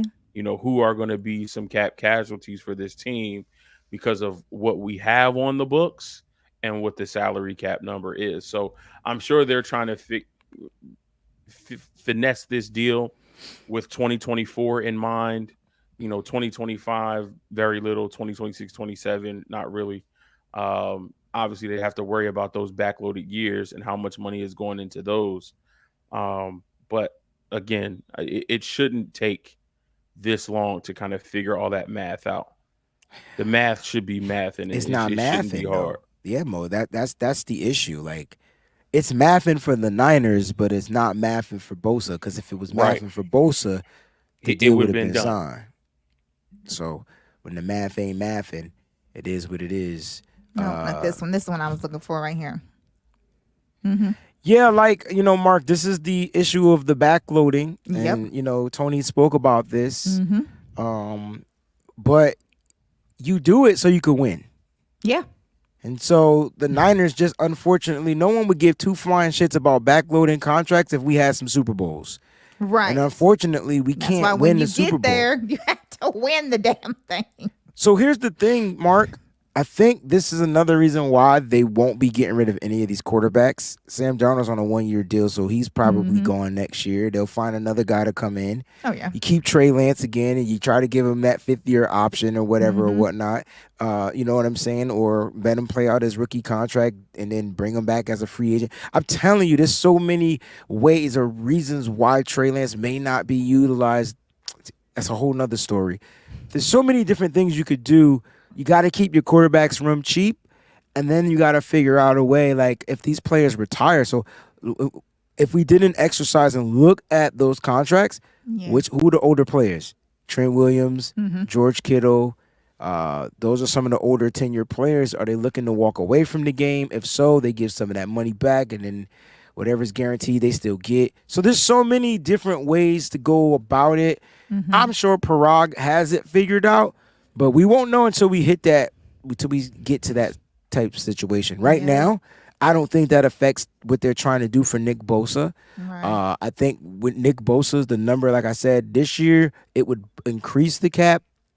And then that money can roll over to next year, which will help increase the cap going into, if they don't spend it, I'm sorry, if they go into 2024, plus the salary cap will go up with all the new TV deals and things like that. And then they might have some cap casualties, like Mo stated a little earlier in the show. And there are a couple of players that they might walk away. I mean, look at what they're doing. I don't like to talk like this, but look what they're doing in the cornerbacks room. Yeah. They're trying to get dogs out there. So Mooney Ward, 1 more year left on his deal. Will the Niners move on from him if they see an improvement from these cornerbacks? And look at how they're drafting. You gotta pay attention to those little things. Kyle Juszczyk. You saw Jack Coletto catch a touchdown pass. Yeah. There's just ways. There are ways. Yeah. The good news, here's a positive. Like Breezie likes to put a positive on stuff. Oh. I'm gonna be Miss Mary Sunshine and put a positive on it. Okay. Trent signed his deal August 29th. That's the latest one out of all the 49er contracts that we've had over the last few years. The latest one was August 29th. So let's hope. So we got 8 days. Yes. Again. So let's hope that gets done I around agree. that time. Different situation. Was a free agent. That's true. Nick Bosa's not a free agent. He's looking to get an extension with guarantees. I think that's what it comes down to. Yeah. And so does he show up and play on that 5th-year option since it's guaranteed, or does he gets that money? But does he still hold out for the longer deal? I think he's if he ain't showed up now, he holding out, right?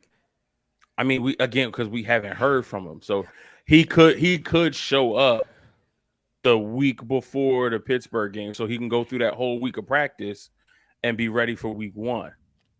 Or he could just say, you know what, I'm not showing up at all.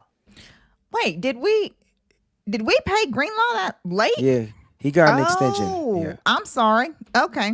Well, but again, I don't want to hear about that. I'm trying to be positive right now. Look at how they're drafting, though. Look at how they're drafting. They said D Winters is Greenlaw. Like, look at how they're drafting. I'm just saying they will have the 49ers have outs in their contracts. That's how they get these players to sign. And so they will find an out, and they will. It's the business stuff that we don't want to pay attention to. That can come and get somebody. A Debo, he could be one next year, right? You're looking at Ronnie Bell, and you're already calling him a young Debo. So, like, you got to look at how the Niners are drafting. I think Debo will be here. I think Jawan Jennings will not. I know. I especially if he shows out. I mean, he's gonna go get paid. Yeah, I think he will not. I like that, Sim. Well, guys, this was a great show. Great exercise. Great. Let's do some final thoughts, man. Let's get up out of here. I know we're worried. I'm not worried, but I do wish Nick Bosa was here with the team. Yes. Final thoughts, Mose, PG, you can close it out. Yeah, I mean, excited to get through the week, excited to get to Friday, final preseason game, see who, lays it all on the line to, make the 53-man roster. Breezie said he's not worried, but I am. PG gave me a little bit of hope. So, we got 8 more days. If we hit the 29th and I don't hear anything, and then, the clock strike midnight and go to the 30th, then that worry going to get real high. But, hopefully John Lynch, Prague, the front office can get it done. We can get Nick Bosa in the building. We can finalize this 53-man roster, and we can get rolling for Pittsburgh and get this season started off right. Well said. Peachy.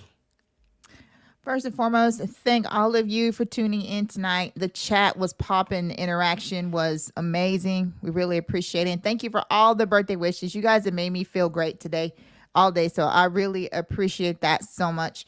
Guys, we just need to hope that we have Bosa for week 1. Like, there's no other way to put it. As everybody knows, Nick Bosa is a game changer, like a complete game changer. So if you don't have him, that is, just not going to be good for anyone.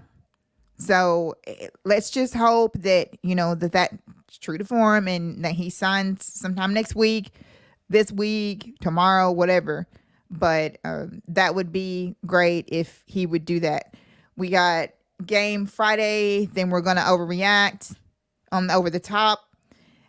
So you guys can get ready for that. But our starters, man, we're going to have our starting team out there for the most part. So that's going to be fun to see, how we match up against the Chargers starters when they're out there and they're playing. So we really appreciate that so much. But to get to see that. So we'll see what happens. But it's been a great show. It's been a great show. Always a great show when I got you two here. Miss Fair, hope he gets his stuff situated. Yes. It'd be cool to have the 4 horsemen back. But more importantly, everybody out there that tuned in, we appreciate you. You guys are amazing. You kept the chat flowing. You kept the questions going. And of course, here comes Sean. I love it, 100%. You kept... Oh, Sean be on some Jesus stuff. He always be on time. He may not come when you want him, but he's right on time. He'll be there right on time. He's an on-time Sean. Yes, he is. Yes, he is. And speaking of that, let's go ahead and do this. Happy birthday, Peachy. Who is this diva Bosa? Thank you. That's the term I was looking for. I was looking for that term because I have not heard the word diva. Anyway, joking, he'll get his money. Wilks is questionable, guys. Tay Martin, breakout player. All right, so he gave us a couple of things he wants us to speak on. Okay. You think Wilks is questionable? Who wants to take that one? And then who feels Tay Martin might be a breakout player? I'll take the Tay Martin part. We'll let the defensive specialist take the defensive specialist. You on the clock. You're on the clock. Go ahead. Wilks is questionable. I'm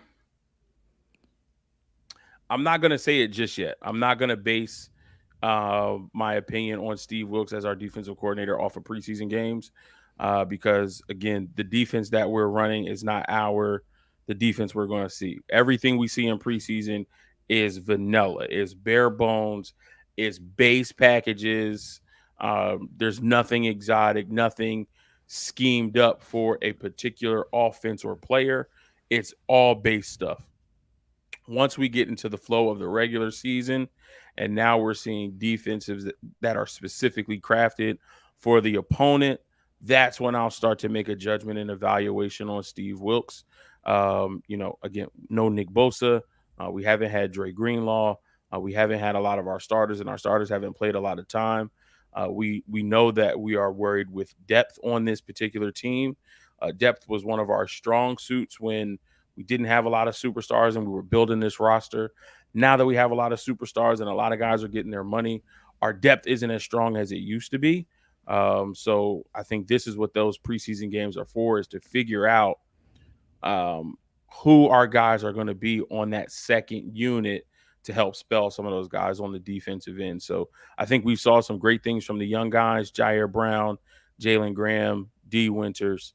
Ambry Thomas looks like he's turning the corner. Again, I want to see him in the regular season. So I'm not going to say Wilks is questionable just yet. Give me, the first 4 to 6 weeks of the season, and then we'll touch on it again, Sean. Appreciate the comment. All right, let's talk about Tay Martin being a breakout player. Peachy.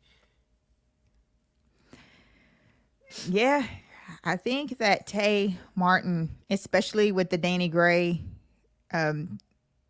injury that we have or whatever, I think he has a really good chance of making this roster, which I didn't think before. Actually, I think when I did my thing, I don't think I had Tay on there. I think I had him on outside looking in.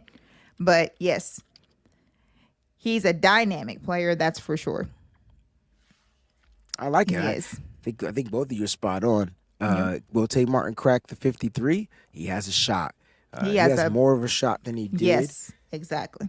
But, with Ray being injured and Danny Gray being injured. I forgot about Ray. Yep. Yeah, that's true. Yes. He has a shot, and it looks like he's a guy that these quarterbacks like to go to. So that's a good thing for him. So I agree with you, Peachy, 100%. Niner Cali boy got one from Mose again. Mose, thoughts on Wilks calling from the box? He's one of those old school coaches, and he probably likes to see it from that all 22 angle that we talk about. So he kind of gets a better picture of what the offense is trying to do and how the defense is lining up. There are some guys who are better on the sideline. I think we've had those guys. We had the Robert Salas, we had the D'Amico Ryans who are better on the sidelines, but Wilks is one of those old school guys who he seems to do better up in the box. And if that helps him kind of get a wider angle or a wider picture of, what the offense is trying to do, how they're trying to set up their offense so that he can call his game, whatever is going to make him the most efficient play caller, right? Sean just had the comment, is Steve Wilks questionable right now? So if he's most comfortable up there calling plays and it allows him to call, the best defense that he needs to call, then I think, we'll be fine if that's his preferred method. Let him do it the way he feels the most comfortable. I think that's where we get the best route out of him. I agree. And again, look, Steve Wilks, he's missing his best player. When Robert Saleh didn't have Nick Bosa, it was rough. When he got Nick Bosa, he became the best defensive coordinator in the league. Just let that sink in for a second. That's kind of like what it is. If you took a job and you were promised the promise, and the promise isn't here, you have to figure out some other ways to fabricate some of the things like the pass rush. Yeah. And when the promise is a dominant pass rush and a force on his own, and that's missing, you got to figure it out. There's never going to be another Nick Bosa. No, exactly. There's not. No. You know what I'm saying? That's like saying that there'll ever be another Jerry Rice. You'll get some great receivers that have come through the past time. There's never another Jerry Rice. There will never be another Nick Bosa. Even Joey Bosa isn't what Nick Bosa is. Joey Bosa is a force, right? Mm-hmm. So Nick would have to have a child, and this child would have to, but that wouldn't even be Nick Bosa. Right. So they got something special. That's why I feel like the 49ers are going to figure it out. They have to. They have to figure it out. They know how much Nick Bosa means to this organization because the Niners want to win. The front office wants to win. Yeah. The owner, Jed York, wants a chip. He will do whatever it takes to get it done legally, hopefully. Apparently. Because he's been I didn't even mean to set him up like that, but yes, I did. He deserves it. But seriously, they're gonna get it done. We just have to find a way to continue to keep our patience strong, keep our faith strong, and things or whatnot, and just trust and believe and pray that when Nick Bosa does get acclimated back to the San Francisco 49ers, he picks up right where he left off. Yeah. I think those are my final thoughts. We're going to be fine, but I do think if Nick Bosa doesn't, I don't think the 49ers are prepared to. I don't think the defense. No. And I think it affects the offense, too. Because now you're sure asking does. your offense to put up 30, 40. Yes. So they got to figure it out, man. This is a move they have to figure out. Guys, thank y'all so much for tuning in. Nitty Gritty Niners Talk every Monday, 8 p.m. Eastern Standard Time. We'll see you guys next week. We love you. Stay up. Stay strong. Most importantly, keep that junk nitty gritty, baby. We out. Peace.